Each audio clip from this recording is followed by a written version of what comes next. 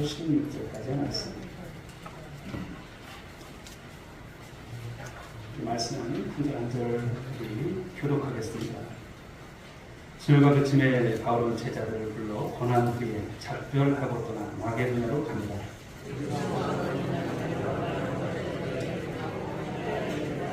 거기 석 달 동안 있다가 배 타고 수리아로 가고자 할 그때에 유대인들이 자기를 해하려고 공모함으로 마게도냐를 거쳐 돌아가기로 작정하니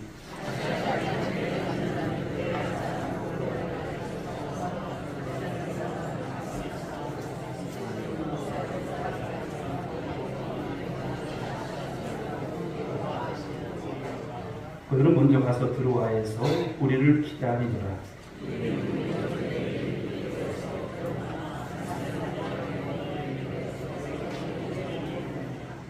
그 주간에 첫날에 우리가 떡을 때려 하여 모였더니 바울이 이튿날 떠나고자 하여 그들에게 강론할세 말을 반쯤까지 계속하며 유도라 하는 청년이 창에 걸터 앉아 있다가 깊이 졸더니 바울이 강론하기를 더 오래 하며 졸음을 이기지 못하여 3층에서 떨어지거늘 일으켜 보니 죽었는지라.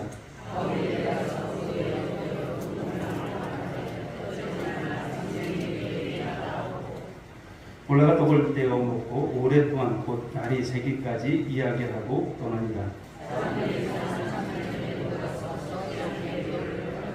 우리는 앞서 배를 타고 아소에서 바울을 태우려고 거리로 가니 이는 바울이 걸어서 가고자 하여 그렇게 정하여 준 것이라.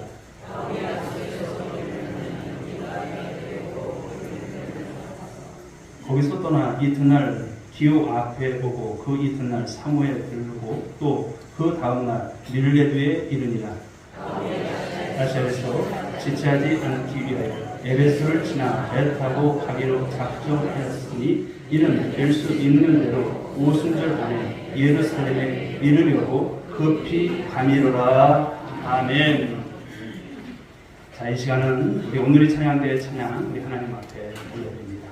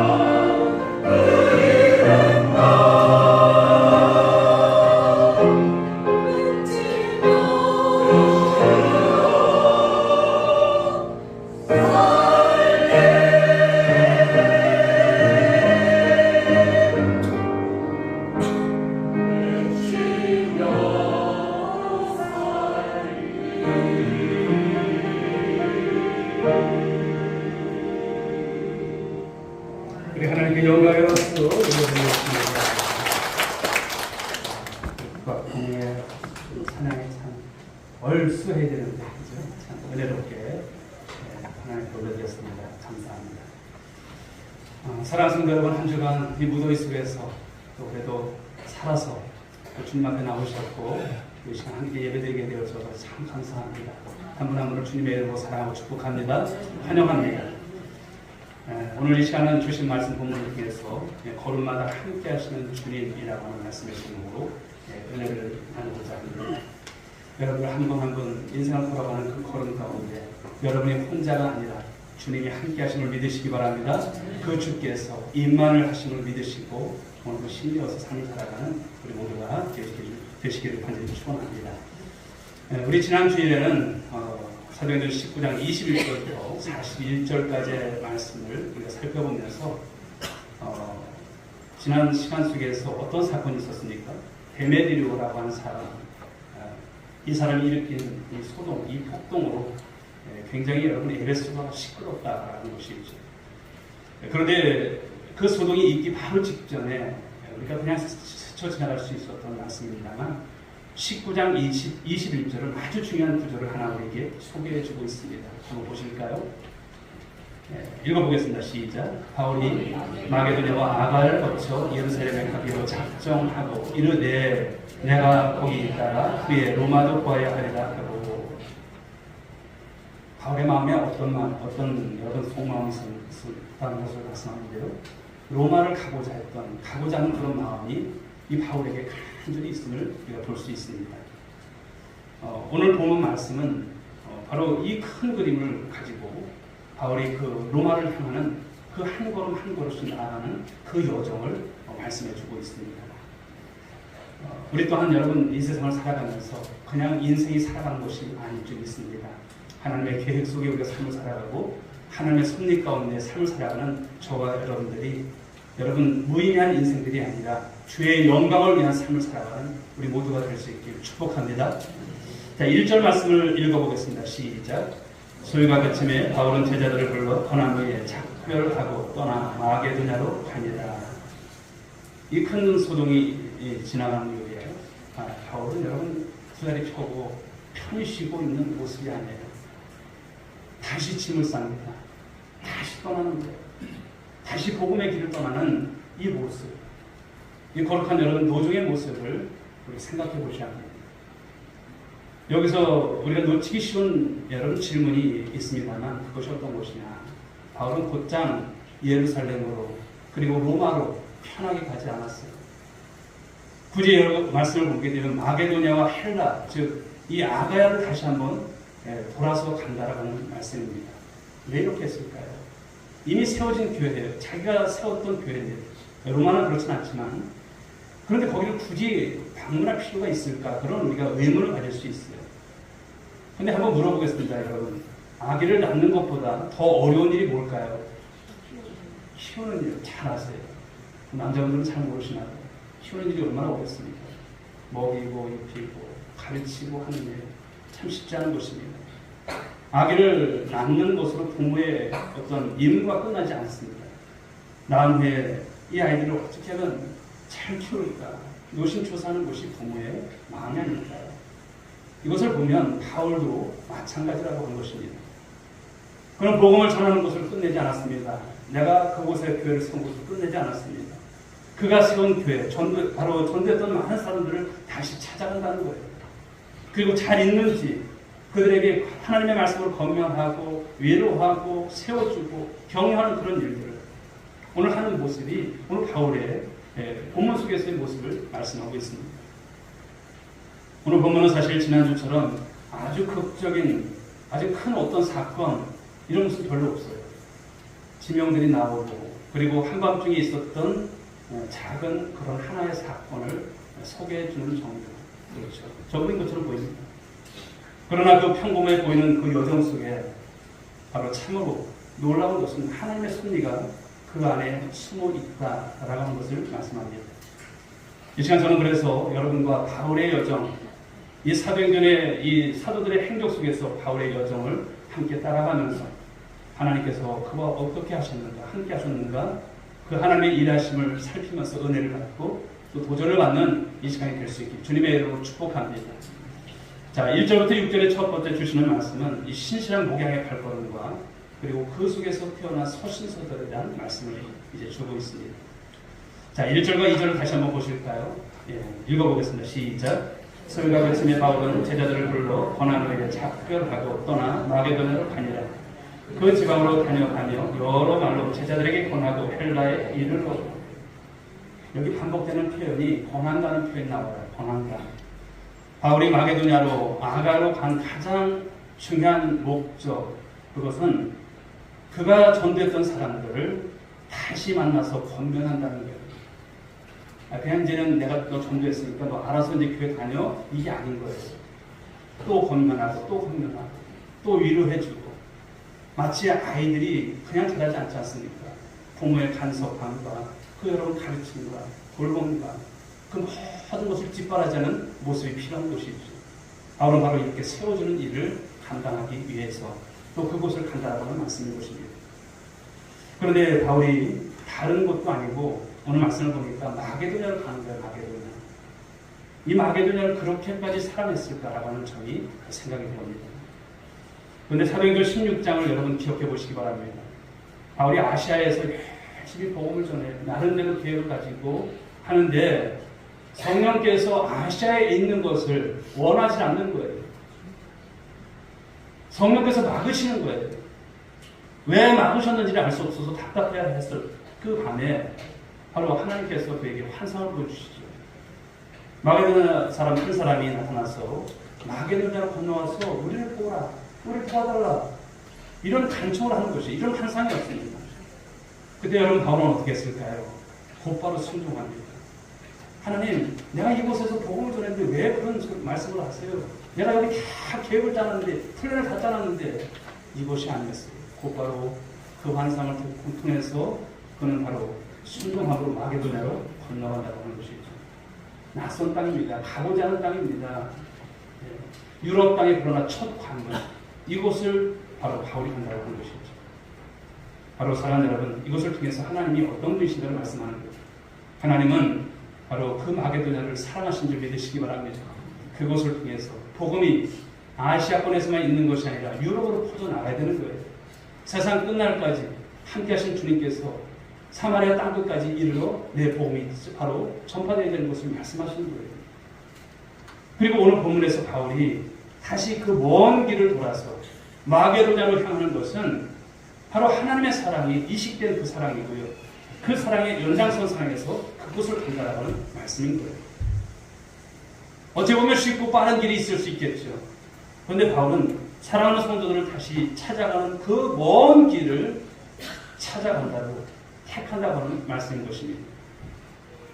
또 오늘 사도 바울이 그곳으로 간 이유는요, 성도들을 찾아간 것만이 아닙니다. 교회를 찾아간 것만이 아니라 오늘 성경에 기록되어 있지 않지만 그는 여러분 성경을 쓰기 위해서 그곳에 가는 거예요.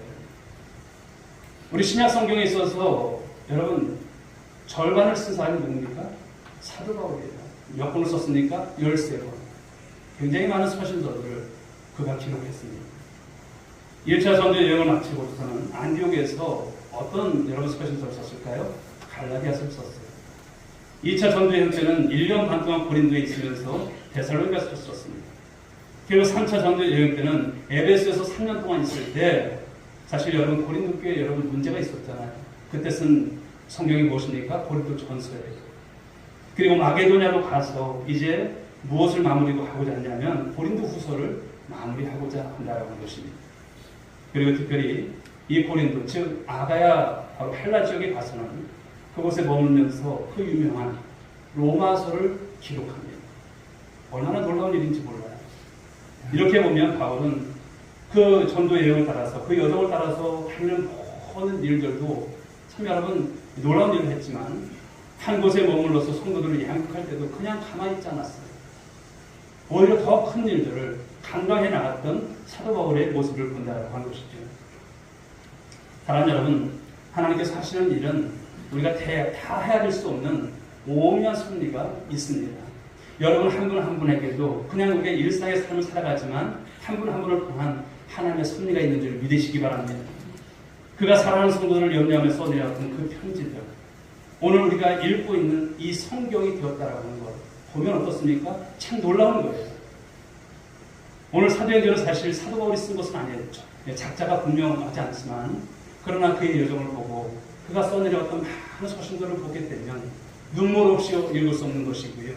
그 많은 그 어려움 속에서도 어떻게 그 복음을 전하고 감당했을까라고 하는 것입니다. 이제 이어서 3절 말씀을 보시게 되면 유대인들이 어떻습니까? 사도 바울을 해하려고 음모를 꾸며요. 바울은 이제 마게도냐로 다시 돌아가는 경로, 그 계획을 바꾸죠.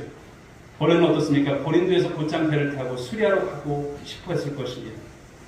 그가 거된 그 사역으로 얼마나 여러분 힘들고 또 어렵고 피곤하고 지쳤겠습니까? 그러나 사도 바울은 쉬운 길을 여러분 포기합니다. 그리고 또다시 멀고 힘든 길을 택한다고 하는 말씀인 것이죠. 여러분, 여기서 우리는 놀라운 메시지를 여러분 우리가 찾을 수 있습니다.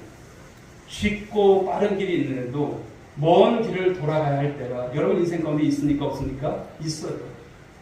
지촉에도 여러분 그 길로 가면 빠른데도 돌아갈 때가 있어요. 때로는 이해가 되지 않죠. 또 하나님은 잘 되는 일을 통해서도 영광을 받으시지만 뜻대로 되지 않는 일, 돌아가야 하는 일을 통해서도 오히려 더 큰 영광을 받으실 때가 있음을 믿으시기 바랍니다. 우리는 건강해도, 때로는 병들어도, 성공해도, 또 실패해도, 순탄해도, 때로는 돌아가야 할 때도 감사를 잃지 않게 할 주의를 축복합니다. 감사하십시오. 우리 하나님 안에 우리는 있는 것입니다. 약간의 어려움들이 있을 수 있어요. 그러나 거기에서 우리는 절망해서는 안 될 것입니다. 오히려 그 역경 속에서 우리는 하나님의 더 크신 능력, 그 섭리를 바라보시고 여러분 바로 이런 은혜를 경험해가는 우리 모두가 될 수 있길 주의로 축복합니다. 자, 4절의 말씀을 보게 되면 여기 이제 여러 사람들이 나와요. 베레아 사람 소바다가 나오고 데살로니가 사람 아리스토가와 세군도가 나오고 더베 사람 가이오와 디모데가 나옵니다. 아시아 사람 두기고 드로비모라고 하는 이런 사람들이 나옵니다. 이들은 사실 다 보면은 각기 다른 지역 사람들이에요. 똑같은 그 고향을 가진 사람들이 아닙니다. 다른 배경을 가진 사람들이에요. 근데 흥미로운 것은 반대하는 사람들의 표적은 이들이 아니라 바울이었기 때문에 이들이 먼저 이제 드로아로 가서 기다리게 되었다는 그런 말씀이에요. 서로 다른 지역, 서로 다른 배경의 사람들이 어떻게 이렇게 하나가 되어서 움직일 수 있을까? 여러분, 그건 복음이라고 하는, 여러분, 이 말씀 속에서 그들이 그런 배경을 가지고서 딸리 생각하지 않았다고. 복음을 위해서 그들은 하나가 되어졌고, 그리고 복음이 무엇을 하고 있는지를 이 말씀 속에서도 조용히 증언하는 것이 아닌가 생각합니다. 사랑하는 성도 여러분, 우리는 종종 신앙생활에 있어서 좀 극적인 어떤 사건을 기대할 때가 많아요. 내 인생에 있어서도 이런 대박이 나는 어떤 것만을 생각할 때가 있습니다.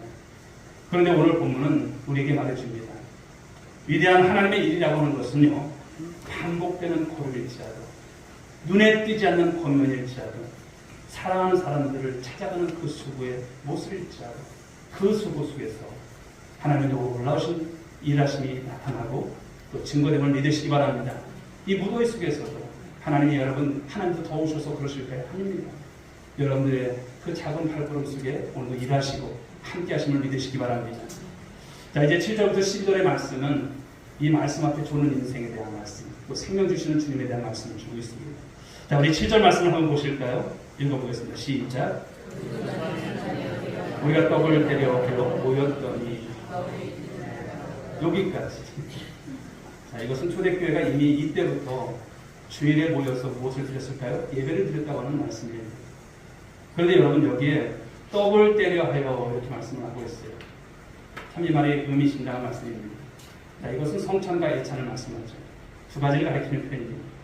초대교회는 모일 때마다 주님의 몸과 피를 기념하는 그런 성찬을 나눴습니다.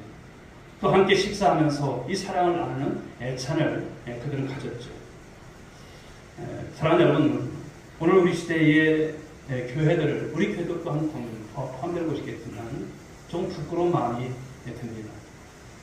성찬을 여러분 1년에 우리가 여러 차례 하는 것도 아니고 참 우리가 적게 하는 것을 봅니다.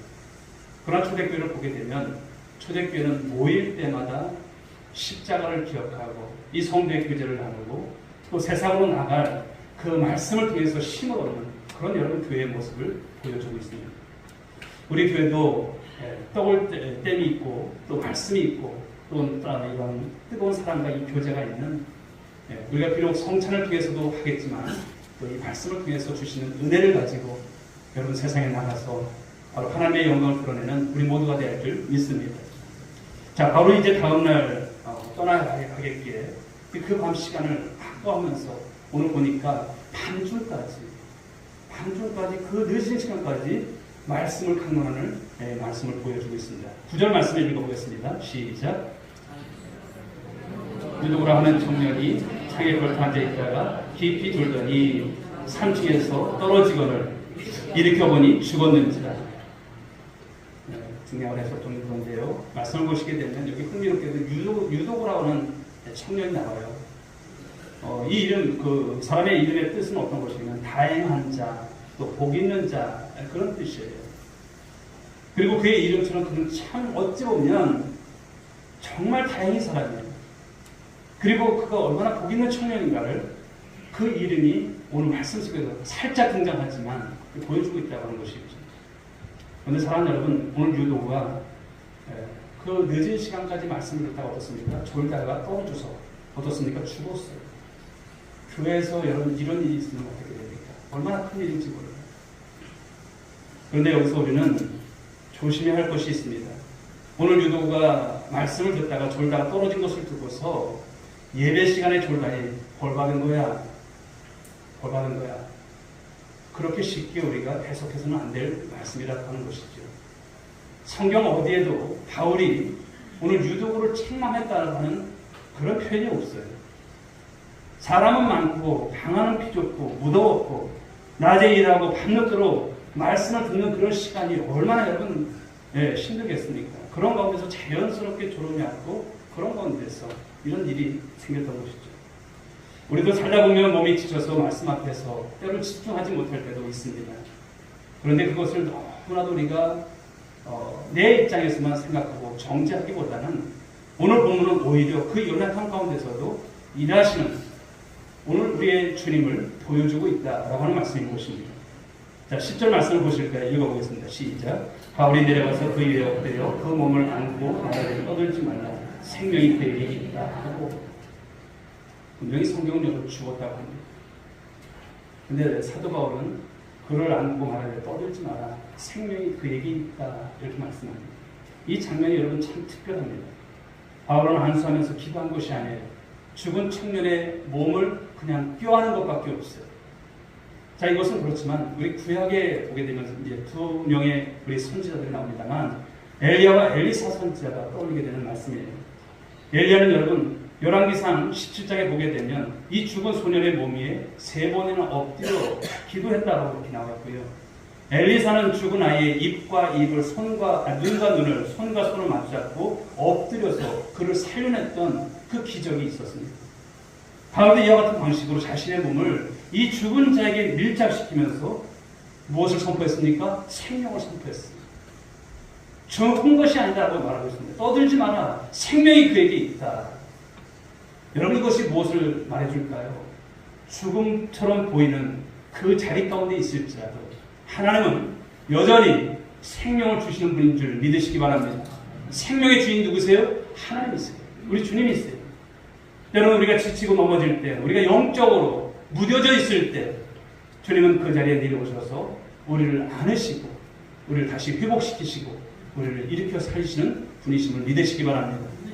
자, 이제 11절 12절의 말씀을 보게 되면 바울은 다시 위층으로 올라가요. 그리고 떡을 떼고 날이 새기까지 말씀을 강론했다고 합니다. 사람들은 살아난 이 청년, 이 두 기고를 보면서 유독으로 보면서 여러분 얼마나 큰 위로를 얻었는지 몰라요. 여러분 그들이 무엇 때문에 이 큰 위로를 받았을까요? 유독가 살아난 것을 보면서 그냥 하나님의 기적만 보고 여러분 그들이 위로받은 것이 아니죠. 이것을 통해서 생명의 주인이 하나님이시고 부활하신 주님이 약속하신 대로 지금도 자기들과 함께 하신다고 하는 것을 직접 눈으로 보는 거예요. 생생한 체험을 하게 되는 그 모습 속에서 하나님 앞에서의 자신의 모습, 그 신앙을 다시 갖는 그런 귀한 시간이 되었다라고 하는 것을 말씀합니다. 여러분, 말씀과 경험이 함께 확증해준 이 임마누엘 신앙, 이것보다 더 큰 바로 성도의 일과 어디 있겠습니까? 사랑하는 여러분, 오늘도 주님은 저와 여러분 가운데 함께 하시며 여러분의 생명 가운데서 오늘도 역사하심을 믿으시기 바랍니다. 이제 세 번째 주시는 말씀은 13절부터 16절입니다. 홀로 걸어간다고 하는 길. 그렇죠. 예루살렘을 향한 이 사도 바울의 그 한 걸음 한 걸음을 보여주는 말씀입니다. 오늘 보면 마지막 말씀입니다. 13절 말씀 한번 읽어보겠습니다. 13절 시작. 우리는 앞서 배를 타고 아스에서 바울을 태우고 그리로 가니 이는 바울이 걸어서 가고자 하여 그렇게 정하신 것이다. 여기 지명이 나옵니다만 드로에서 아소까지는 약 32km 정도가 됩니다. 걸어서 하루 정도 걸리면 되게 먼 거리입니다. 밤새 철야를 하고 강릉 한가운데서 지쳤을 법한 그 사도 바울이죠. 그런데 왜 굳이 배를 타고 가지 않고 그 먼 길을 홀로 그렇게 걸어갔을까? 그런 의문점이 나와요. 성경은 그 이유에 대해서 어떤 정확한 말씀을 주시진 않습니다. 그러나 여러분, 저는 여기에서 누구의 모습을 떠올릴 수 있냐면 예수님의 모습을 떠올릴 수 있는 거예요. 여러분, 예수님께서 어떤 사역들을 하실 때 기적을 베푸시고 사람들에게 인기가 막 올라갈 때가 있잖아요. 그럴 때마다 그들과 함께 그 즐거움, 그 감격을 같이 하지 않았어요. 오히려 대중을 피해서 예수님은 홀로 한적한 곳을 찾아가셔서 무엇을 했을까요? 기도를 하셨어요. 기도를 하셨어요. 밤이 새도록 홀로 기도하시는 예수님의 모습, 겟세마네 동산에서의 그 모습을 우리는 상기해 볼 수가 있습니다. 예수님은 대중 속에 계셨지만 언제나 대중과 함께 계시지만은 않았습니다. 홀로 어떤 것입니까? 하나님과 대면하는 시간을 가졌다 하는 것입니다. 그것이 예수님께 필요했던 것이고 이 모습은 저와 여러분 가운데도 있어야 될 그런 모습일 줄 믿습니다. 사랑하는 여러분, 저와 여러분에게도 바로 이런 고독한 시간이 반드시 필요한 것입니다. 할렐루야! 이런 고독한 시간이 필요해요. 홀로 걸어간다는 것이 얼마나 힘들어요. 홀로 하나님 앞에 때로는 서야 할 때가 얼마나 힘들어요. 그러나 홀로 하나님과 대면하여 자기 자신을 돌아보는 시간이 있어야 됩니까? 없어야 됩니까? 있어야 되는 거예요. 그 시간을 통해서 나의 부족함을 깨닫고 흩어진 나의 헌신을 다시 가다듬는 여러분 그런 신앙의 모습이 있어야 되는 것입니다. 아마 사도 바울도 보면 다 훌륭하잖아요. 우리가 여러분 나무랄 때가 있으니까 사도 바울. 그러나 오늘 사도 바울 어떻습니까? 그 길을 걸어가요. 홀로 걸어가요. 지난 사역도로 돌아보는 시간이었을 것이고 부족했던 것들이 무엇인가 생각하는 시간이었을 것이고 더욱더 하나님께 홀로 있으면서 집중하는 그 시간을 여러분 사도 바울은 갖지 않았을까요? 그런데 우리의 문제는 무엇일까요? 우리가 주님의 일을 한다고 하면서도 정작 주님을 때로는 잊어버릴 때가 참 많아요. 정작 주님께는 관심 없는 모습들이 참 많다라고 하는 것이 아닐까요? 모든 사역자도 그렇고 모든 우리 성도의 위기가 여기에 있습니다. 주님을 위해서 일한다고 하면서도 그 일 속에 정작 누가 빠져 있어요? 주님이 빠져 있어요. 그냥 일만 하는 거예요. 무엇을 위해서 하는지도 모르고. 우린 여러분 사역을 하면서도 우리가 주님을 위해서도 헌신하면서도 늘 그 중심에는 주님이 계셔야 할 줄 믿습니다. 왜 하시는지, 무엇을 위해서 하는지, 여러분이 세상을 살아갈 때도 왜 돈을 벌어야 하는지, 왜 직장을 다녀야 하는지 이런 부분들이 분명하셔야 돼요. 이런 것이 여러분 분명하지 않으면 신앙을 우리가 신앙생활을 하지만 나중에는 내가 무엇 때문에 사는지도 몰라요. 그래서 어려운 일이 생기게 되면 그런 분들을 보면 신앙을 금방 저는 것을 봅니다. 사랑하는 여러분, 오늘도 저와 여러분들은 주님과 함께하는 그런 삶을 살아갈 수 있기 바랍니다. 이어서 이제 14절부터 16절의 말씀을 우리 한번 보도록 하겠습니다. 14절부터 16절까지 우리 스크린에 나와 있는 말씀으로 읽어보겠습니다. 시작. 바울이 아시아에서 우리를 만나니 15절 밀라도에 이르니 바울이 아시아에서 지체하지 않기 위하여 에베소를 지나 배 타고 가기로 작정하였으니 이는 될 수 있는 대로 오순절 안에 예루살렘에 이르려고 급히 가미로라. 아멘. 여기 표현 속에 급히 가미로라 이 말씀을 여러분 주목해 보십시오. 바울은 자신이 그토록 오래 눈물로 목양했던 이 에베소조차 지나칠 만큼 아주 분명한 이 목표를 향해 지금 걸어가고 있다는 것입니다. 바울이 사랑한 것은 여러분 사역 그 자체가 아닙니다. 무엇일까요? 그가 세운 어떤 성취나 업적도 아닙니다. 사도 바울을 보게 되면 여러분 그가 얼마나 많은 업적들이 있습니까? 그 업적 아니에요. 여러분들이 교회를 하면서도 업적 운운하지 마십시오. 우리 주님께서 알아주시면 되는 것입니다. 사도 바울이 사랑한 것은 오직 주님이었습니다. 오늘도 여러분들이 신앙생활을 하지만 우리는 주님을 이용하는 신앙들이 아니라 내가 주님 안에 있다고 하는 것이 감사해요. 내가 주님으로부터 구원받은 것이 감사해요. 은혜인 줄 믿으시기 바랍니다. 내가 어떤 일을 할 때도 마찬가지예요. 내가 간지도 없지요. 내가 이 일을 감당할 수 있는 건강 주신 것 감사하고 이런 감사한 마음을 우리 여러분 잃지 않는 그런 신앙이 되어야 할 줄 믿습니다. 그런 신앙은 여러분 그러므로 주의 일을 하다가 보면 때로는 섭섭할 때도 있지만 여러분 그런 섭섭한 마음 비치지도 않아요. 우린 주님 안에서 이런 모습을 가지고 우리 신앙생활하는 그런 바른 신앙이 되어야 할 줄 믿습니다. 우리 빌립보서 1장 20절부터 21절에서 그는 이렇게 고백을 하였죠. 읽어볼까요? 나의 간절한 기대와 소망을 따라 살든지 죽든지 내 몸에서 그리스도가 존귀하게 되게 하려 하나니 이는 내게 사는 것이 그리스도입니다. 내가 사는 것이 내가 살아가는 이유가 살아가는 목적이 무엇입니까? 그리스도다 이거예요. 여러분들이 살아가는 목적이 무엇입니까? 그리스도인 줄 믿으시기 바랍니다. 하나님의 영광인 줄 믿으시기 바랍니다. 여러분의 산 자리가 여러분들이 살아가는 그 많은 모든 삶의 현장이 여러분 그리스도를 위한 삶의 여러분 그런 모습들이 되할 줄 믿습니다. 사랑하는 여러분 이것이 오늘 바울의 삶을 이끈 그 고단함 속에서도 하나님 앞에서 살아갔던 그의 열정을 보여주는 말씀이 아닐까 생각합니다. 여러분 우리가 더위에도 많이 힘들고 어렵죠. 그러나 살아가는 이유가 분명하시고 이런 속에서도 우리가 선명한 그런 모습을 가지고 삶을 살아내는 우리 성도들이 될 수 있길 주님의 이름으로 축복합니다. 이제 결론의 말씀을 맺습니다. 사랑하는 성도 여러분, 오늘 본문을 통해서 우리는 화려하지 않는 아주 평범해 보이는 이 사도 바울의 이 순회 선교 여정을 함께 걸어보고 있습니다. 그런데 그 평범한 걸음 속에 얼마나 놀라운 것들이 숨어 있는지 모릅니다. 사랑하는 성도를 다시 찾아가는 그 수고 속에서 오늘 여러분 사도 바울은 갈라디아서를 썼고 데살로니가도 썼고 또 고린도전후서와 로마서 같은 이 위대한 서신서 이 하나님의 말씀을 기록했습니다.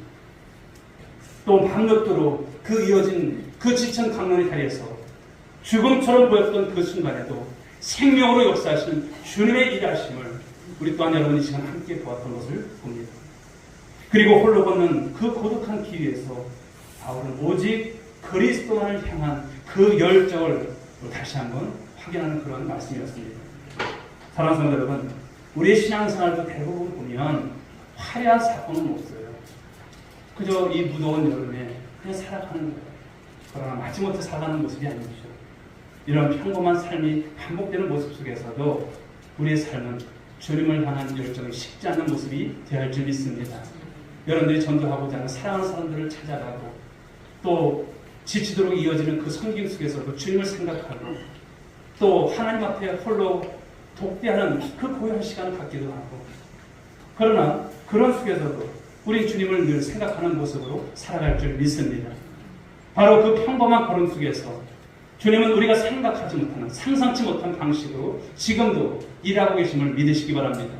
우리가 지치고 피곤하여 졸릴 때에도 넘어지고 쓰러질 때에도 주님은 여전히 여러분에게 생명을 주시고 우리 곁에 늘 함께 하시는 주님이심을 믿으시기 바랍니다. 이번 한 주간도 그런 은혜가 여러분 가운데 있기를 바랍니다.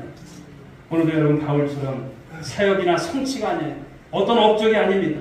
오직 그리스도만을 목표 삼아서 급하지만 신실하게 한 걸음 한 걸음 우리 나아가는 그런 모습으로 신앙 승리하시고 하나님께 영광이 되는 우리 모든 성도들 될 수 있기를 주님의 이름으로 축원드립니다.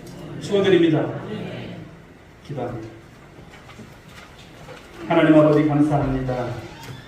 걸음마다 자울마다 함께 하셨던 하나님 사도 바울의 그 선교 여정에 우리 하나님께서 어떻게 인도하셨는지 그 생생한 말씀을 오늘 본문 속에서 발견하게 됩니다.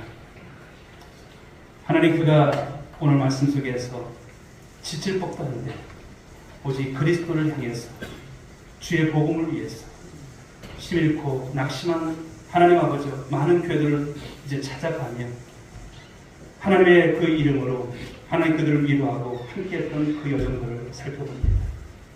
죽음의 현장 가운데서도 하나님의 살아계신 그 생명의 역사를 또 생생하게 보여주는 이 말씀 속에서 많은 성도들은 사도 바울의 그 위대함이 아니라 하나님의 놀라우신 역사, 그 부활의 능력이 어떻게 나타나는가를 보여줬던 말씀. 오늘 이 말씀을 통해서 오늘도 살아계신 하나님 앞에 우리가 신앙생활한다는 것이 얼마나 감사한 일인가 다시 한번 생각합니다. 하나님 이 무더위 속에서도 우리 사랑하는 성도들 하나님 아버지 주께서 붙들어 주시고 우리가 주의 복음을 위해서 오늘 하나님 우리가 손 놓고 사는 것이 아니라 감당하는 모습 되게 하시고 찾아가는 발걸음이 되게 하여 주옵시고 또 함께 숨겨나가는 그 하나님 땀 흘림 속에서 주에게 귀한 아버지의 일들을 감당해가는 우리 모두가 될 수 있도록 인도하여 주옵소서. 때마다 시마다 도우시는 은혜로 이 한 주간도 승리하는 성도들로 축복하여 주옵소서. 함께 하실 줄 믿사옵고 사랑이 많으신 예수님의 이름으로 기도 올려옵나이다. 아멘. 네, 자리에서 다 함께 일어서시기 바랍니다.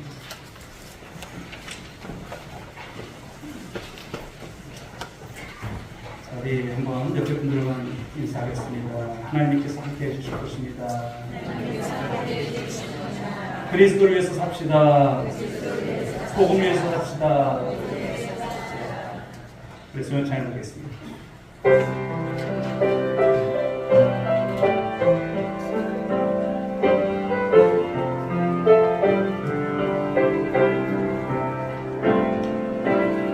주님 다시 오실 때까지 나는 주님을 버리라.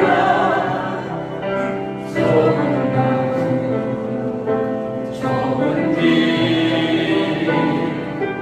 나의 십자가 지고 나의 가는 이 길 끝에서 나는 주님을 보리라. 영광의 내 주님 나를 맞아주시네. 두 손 들고 찬양합니다. 주님 다시 오실 때까지 나는 일어나 달려가리라. 주의 영광 온 땅 덮을 때 나는 일어나 노래하리. 내 사모하는 주님 온 세상 웃으시러. 내 사모하는 주님 영광의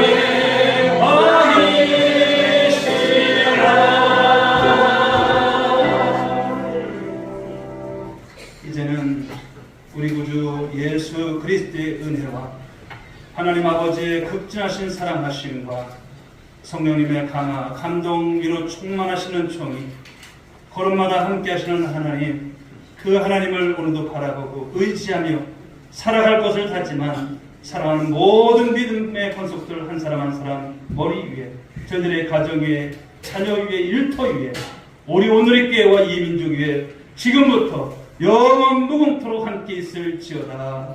아멘.